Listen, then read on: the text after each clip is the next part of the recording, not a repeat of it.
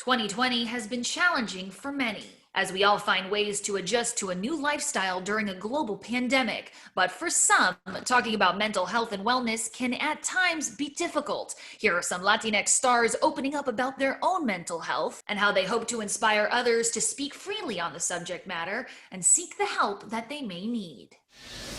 I discussed that after years of going through a lot of different things, I realized that I was bipolar.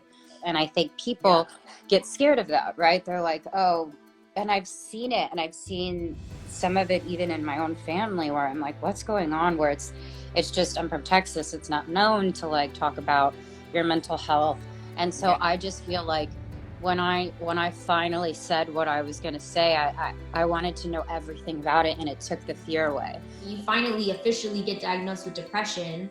When you finally understand that, okay, having a panic attack once every week is just not healthy, I gotta do something about this. And I think it takes a lot of courage to break generational cycles of what is that tabooness around mental health. You know, growing up as a Mexican American, like, you know, those Mexican roots are coming through and you're just like, oh, you're sad, here's some tequila. Oh, you're sad, sleep it off. You're sad, you get over it, eat some food. And it's like, I'm doing all of that and I'm not feeling any better, actually. And it's because I need the proper tools, the proper coping mechanisms to get through what it is that I'm experiencing. And what that looks like for me is actually maybe very different than someone else, you know, going through similar things. And so it's just having that empathy and that consideration, even towards your own self, and saying, maybe what everyone else does doesn't work for me, and maybe I gotta try something else. And that for me was therapy.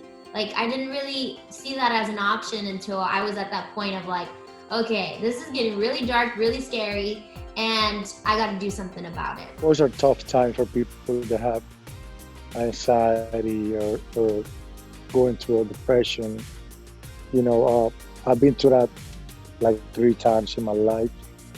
And I like to talk about mental health because I think it's more normal than we think. At the end of the day, anxiety and depression is a chemical disbalance in your brain.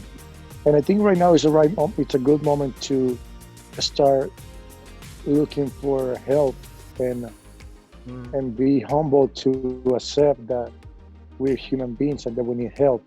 So going to the shrink is not that you're crazy, you know, it's that you need to fix some things that are not working in your brain. And I think I thought it was about time, now that I'm not really ashamed and embarrassed of having OCD, I thought it was time to let the world see my vulnerable side. I feel like, you know, I owe it to my fans as well because they've always been so vulnerable to me. It got to a point that I met just too many people that had OCD, and they told me, they're like, why haven't you said anything yet?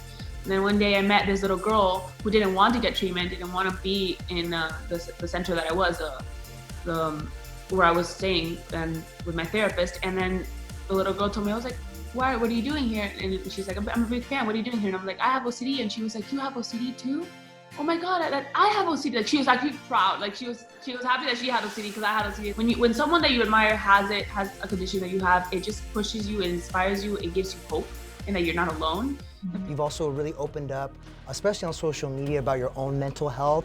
Why is that important to you, kind of share that side with your fans? I think that it's very important to talk about it. Maybe some people need the motivation, or the confidence, and maybe if they see Bad Bunny talking about it, they're gonna do the same. They can talk about it.